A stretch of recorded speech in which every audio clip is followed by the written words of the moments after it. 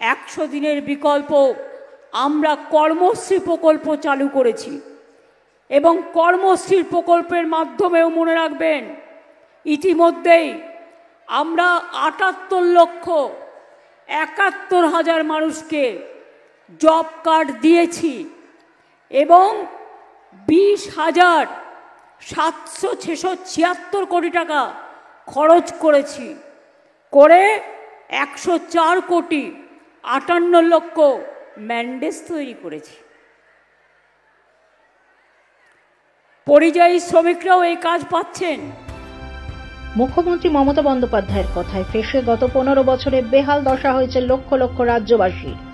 বদলা নয় বদল চাই বলে ক্ষমতায় এসে যখন খুশি বিরোধীদের কণ্ঠরোধ করেছেন তিনি, ডাবল ডাবল চাকরি হবে বলে খেয়ে নিয়েছেন হাজার হাজার যুবার কাজ।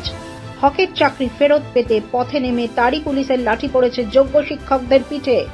প্রতিশ্রুতি ভঙ্গই যার অভ্যাস, তাকে ভরসা করলে যে ঠকতে হবেই তা ফের টের পাওয়া গেল মমতা বন্দ্যোপাধ্যায়ের সভাতেই।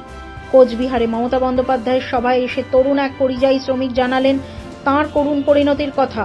বললেন পরিযায়ী শ্রমিকদের জন্য মমতার ভাতা ঘোষণার ওপর ভরসা করে ভিন রাজ্য থেকে কাজ ছেড়ে বাড়িতে ফিরেছিলেন তিনি, কিন্তু তারপর মাসের পর মাস কাটলেও ভাতা জোটেনি তাঁর। সেই ক্ষোভে উগরে দিলেন সংবাদ মাধ্যমের সামনে। মঙ্গলবার কোচবিহারের রাসমেলা ময়দানে জনসভা থেকে নিজের সরকারের একের পর এক প্রকল্পের সাফল্যের ফিরিস্তি গোনান মমতা বন্দ্যোপাধ্যায়।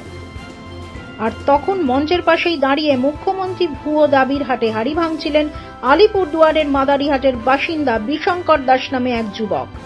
মুখ্যমন্ত্রীর প্রকল্পের ভণ্ডামি প্রকাশ্যে এনে ক্ষোভে ফেটে পড়েন তিনি। জানান কিভাবে মমতা বন্দ্যোপাধ্যায়ের বাড়ি ফিরে আসা পরিযায়ী শ্রমিকদের মাসে 5,000 টাকা করে ভাতা দেওয়ার কথায় বিশ্বাস করে বিপদে পড়েছেন। এদিনও ভাতার দাবিতে মুখ্যমন্ত্রীর সভায় গিয়ে খালি হাতে ফিরতে হয়েছে তাকে। আর তারপরই সংবাদ মাধ্যমের সামনে ক্ষোভে ফেটে পড়েন ওই যুবক। বলছে 5,000 টাকা করে দিবে, দেয়নি আজ পর্যন্ত। কোন সমস্যাটা কি বলো তো? মূল সমস্যা কোথায় কাজ করতে তুমি? আমি কাজ করতাম হায়দ্রাবাদে, ঠিক আছে, হায়দ্রাবাদে মিয়াপুর, ঠিক আছে, HMD রোড সোনপুরি, মানে আরবান রাইস কোম্পানিতে, মানে লেবারি কাজ করতাম, ঠিক আছে। ওখানে কাজ করতাম যখন, তখন আমাকে বলেছিল যে মানে ওখানে থেকে মানে পুলিশ, যখন আমরা রবিবারে যেতাম পুলিশ লাঠিটা মানে অন্যরকম করতাম, যখন বাংলা ভাষায় কথা বলতাম অন্যরকম একটা কথা বলতো, ঠিক আছে, মানে একটু মানে অন্য নজরে দেখতো আমাদেরকে, ঠিক আছে, মানে তিক্ত নজরে। তারপরে আমরা যখন আসলাম, ঠিক আছে, মানে পরে শুনলাম যে মমতা বন্দ্যোপাধ্যায় ভাতা দিবে, হ্যান দিবে। পরে তো বাড়ির লোকও বলছে হ্যাঁ চলে যায় হ্যান ত্যান। পরে এখন তো আসলাম কিছুই।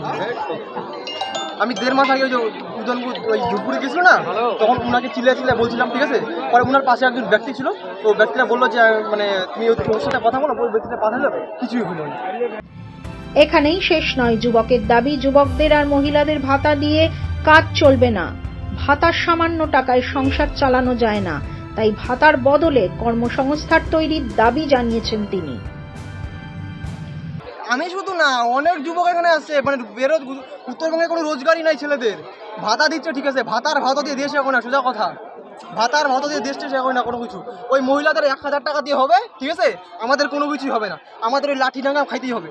হায়দ্রাবাদে গেলে ওখানে লাঠির বাড়ি খেতে হয়, কলকাতায় গেলে ওখানে বলে উত্তর বাংলা তোরা ভিখারি, ওই উত্তর বাংলার ভিখারি বলে আমাদের লাঠি ডাঙ্গা মারে। যেখানে যাই সেখানে মারে। এখানে তো কাজই নাই, কী করবো? এখানে বাড়ির লোক বলে বসে আসিস, কী আসিস, বা এখানে বাড়ির লোক উল্টাপাল্টা কথা বলে, আর বাইরে গেলে রোজগার নাই। হায়দ্রাবাদে গেলে বলে বাংলাদেশি, বা গুজরাটে গেলে বলে বাংলাদেশি, আর কলকাতায় গেলে উত্তর বাংলার ভিখারি। কই যাবো আমরা এখন? এইখানেও তো রোজগার নাই, কই যাবো আমরা? কিছুই তো নাই এখানে। তো এই অবস্থা আমার না, উত্তর বাংলার অনেক আমার বলছি যুবক আছে না, বেরোজগার, ওদের প্রবলেম এটা।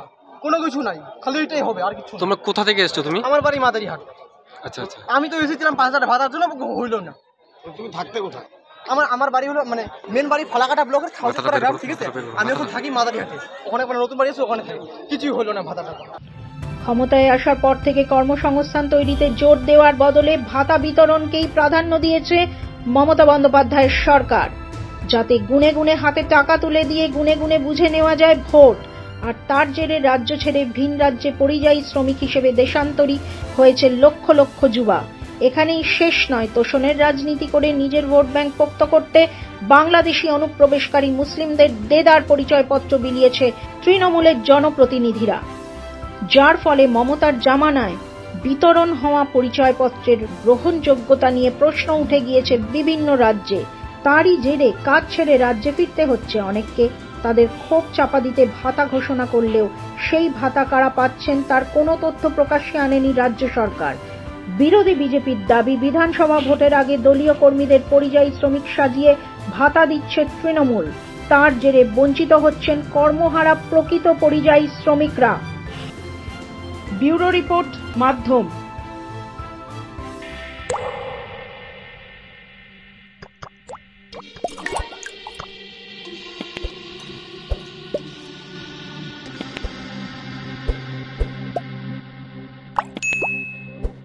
अरुणाचल सरकार का संकल्प 5 प्रतिज्ञा, शिक्षा से सशक्त भविष्य, कृषि से समृद्धि का, प्रकृति का साथ विकास, हर घर तक ग्रीन एनर्जी, पर्यटन से नई पहचान।